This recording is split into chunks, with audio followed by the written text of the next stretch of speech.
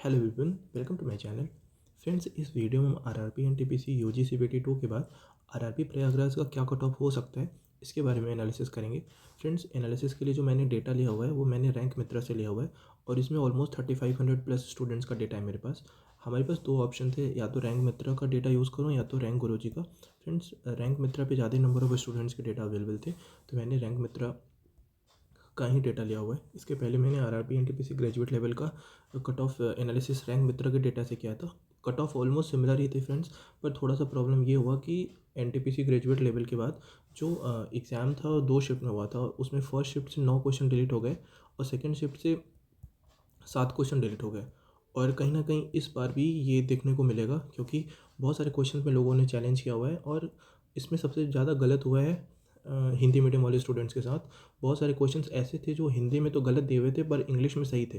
हिंदी में गलत थे और इंग्लिश में सही थे। और रेलवे का फ्रेंड्स रूल कहता है कि अगर कोई भी क्वेश्चन है जिसमें डिस्क्रिपेंसी है हिंदी और इंग्लिश में, और तो उसमें वो क्या करते हैं कि इंग्लिश वाले को सही मानते हैं। बहुत मतलब 2 से 3 क्वेश्चन ऐसे थे मैथ्स में जो कि हिंदी में मिसप्रिंट थे या फिर डेटा गलत दिया हुआ था, उससे आंसर नहीं आ रहा था पर इंग्लिश वाले में आंसर आ रहा था। और एग्ज़ाम हॉल में जब हम ऐसा कुछ होता है हमारे साथ कि अगर हमारा आंसर नहीं आता तो उस टाइम दिमाग का हम ये नहीं करता है कि यार कहीं ऐसा तो नहीं कि क्वेश्चन गलत दे दिया हो। हमें लगता है कि मैं ही हमसे ही कुछ गलत हो रहा होगा। तो कहीं ना कहीं ये बहुत ही गलत बात है और ऐसा बहुत सारे स्टूडेंट्स के साथ है। ये क्वेश्चन एक तो मतलब आपने सही किया, आंसर भी नहीं आया, प्लस जो उसमें आपने टाइम डिवोट किया वो भी ख़राब हो गया। तो ये सब थोड़ी सी प्रॉब्लम है। आप इसको चैलेंज कर सकते हो, बहुत सारे लोगों ने चैलेंज किया भी है। अब उनके ऊपर डिपेंड करता है कि आप इसको डिलीट करते हैं या नहीं करते हैं। फ्रेंड्स, अगर हम बात करें तो एग्ज़ाम सिर्फ एक ही शिफ्ट में हुआ है और जो एवरेज स्कोर है वो 82.88 है, जो कि काफ़ी हाई है। और जबकि अभी 100% स्टूडेंट का डेटा है भी नहीं, तो कहीं ना कहीं अभी एवरेज स्कोर और भी बढ़ेगा।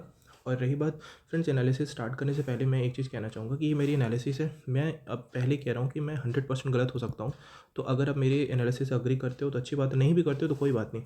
सो प्लीज़, आप कोई डीमोटिवेट नहीं होगा। जो मुझे डेटा के बेसिस पे दिखेगा मैं वही बताऊँगा। इस वीडियो में मैं आरआरबी प्रयागराज का कट ऑफ बताऊंगा। अगर आप किसी और पर्टिकुलर आरआरबी से बिलोंग करते हो तो आप थोड़ा सा वेट करना। विदिन 24 आवर्स मैं सारे आरआरबी के पोस्ट वाइज कट ऑफ को पोस्ट कर दूंगा।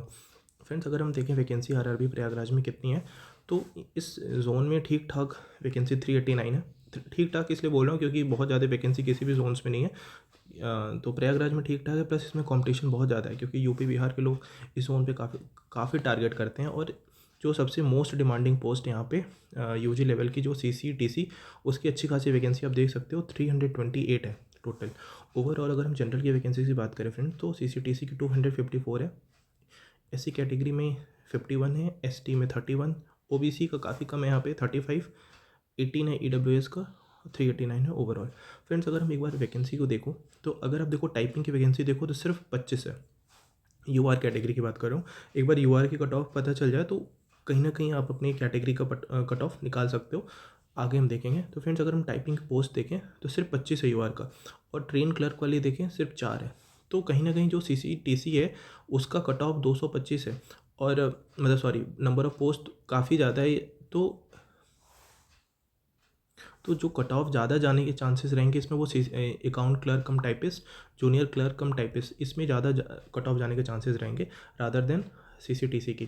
तो अभी जो आपका रिजल्ट आएगा सीबीटी 2 के बाद वो तो टाइपिंग के लिए आएगा, और उनका रूल है कि वो 8 टाइम्स बुलाते हैं पर 15 टाइम्स ही हो सकता है। तो फ्रेंड्स, इसमें एक बार हम देखते हैं कि मैं जो कट ऑफ बताऊंगा वो मिनिमम कितने स्कोर पे आप अपने आप को सेफ फील कर सकते हो, क्योंकि फ्रेंड्स सीसीटीसी को ही मैं टारगेट करके बताऊंगा। और उससे कम मतलब उसी रेंज में अकाउंट क्लर्क कम टाइपिस्ट थोड़ा सा ज़्यादा ही रहेगा, पर इसमें थोड़ा सा प्रॉब्लम ये होता है कि टाइपिंग में बहुत सारे लोग फेल कर जाते हैं। अभी जैसे सीबीटी 2 ग्रेजुएट लेवल के बाद जो टाइपिंग हुआ है उसमें बहुत सारे लोगों के इशूज़ रहे हैं कि किसी का कीबोर्ड गड़बड़ हो गया या फिर सेंटर पर कुछ प्रॉब्लम हुआ। तो टाइपिंग को बिल्कुल में हल्के में नहीं लेते हैं। तो ओवरऑल हम देखते हैं कट ऑफ हमें 254 रैंक तक देखना है कि यूआर में 254 रैंक आ कहाँ रहा है। तो फ्रेंड्स, अगर हम देखें तो 100 के ऊपर टोटल 17 लोग हैं, जिसमें यूआर के 4 लोग हैं, ओबीसी के 8 लोग हैं, ईडब्ल्यूएस के 4 हैं, एससी के 1 हैं।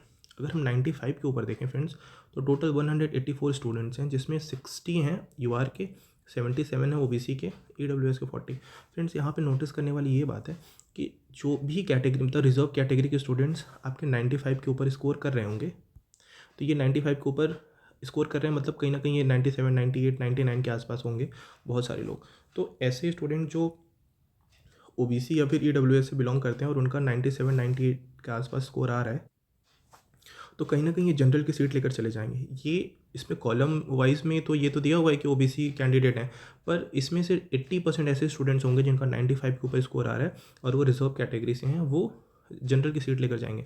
तो फ्रेंड्स हमें ये ध्यान देना है कि हमें चाहिए 254 रैंक और 184 के आसपास हमें 95 184 मिल जा रहे हैं 95 के ऊपर वाले। और हमारे पास फ्रेंड्स अभी 100% डेटा है नहीं। इसमें आप देखो तो लगभग 6000 लोगों ने मेंस दिया होगा।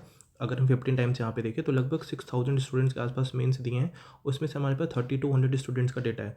फ्रेंड्स जितने भी सीरियस कैंडिडेट्स होते हैं ऑलमोस्ट वो आंसर की अपना चेक कर लेते हैं रैंक मित्रा से। बहुत सारे लोग ऐसे भी होंगे जो अपने मतलब मैनुअली चेक किया होगा रैंक मित्रा या फिर रैंक गुरुजी से पे नहीं किया होगा। तो कहीं ना कहीं भी और भी स्टूडेंट यहाँ पे ऐड होंगे। तो अगर हम 254 रैंक तक हम देखें तो अगर हम 94 के आसपास देखें यहाँ पे तो 93 टू 94 हमको प्रयागराज में आपको एक जॉब सिक्योर करने के लिए इनफ लग रहा है। तो आप यूआर से अगर बिलोंग करते हो तो 93 के आसपास आपको सीसीटी से मिल जाएगी।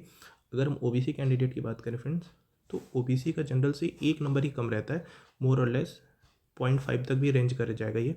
अगर हम ईडब्ल्यूएस की बात करें तो फ्रेंड्स ईडब्ल्यूएस का ओबीसी से एक नंबर कम रहेगा। अगर हम एससी कैंडिडेट की बात करें तो लगभग 7 से 10 नंबर का डिफरेंस आपको यहाँ पे मिलेगा। तो 86 के आसपास हम ले लेते हैं। और एसटी की बात करें तो लगभग 83 से 84 के आसपास यहाँ पे आपको मिल जाना चाहिए। तो फ्रेंड्स ये मैं टाइपिंग की कट ऑफ नहीं बता रहा हूँ कि मतलब टाइपिंग, क्योंकि देखिए टाइपिंग की तो कट ऑफ बहुत कम ही रहे, मतलब ज़्यादा ही रहेगी क्योंकि नंबर ऑफ पोस्ट बहुत कम है। तो उसमें नहीं बताया जा सकता है कि कितना जा सकती है।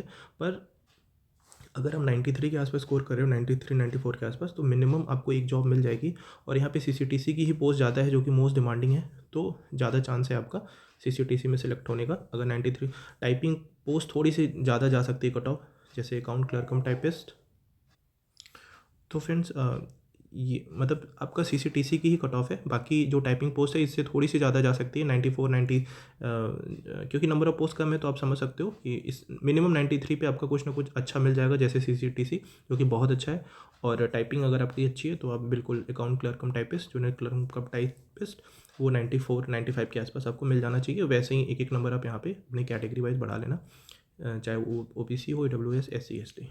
सो फ्रेंड्स आपका रिजल्ट जो है वो मिड फेब में आ जाना चाहिए। सो ये थी मेरी एनालिसिस, आई होप आपको अच्छी लगी होगी। Thanks for watching and have a good day ahead.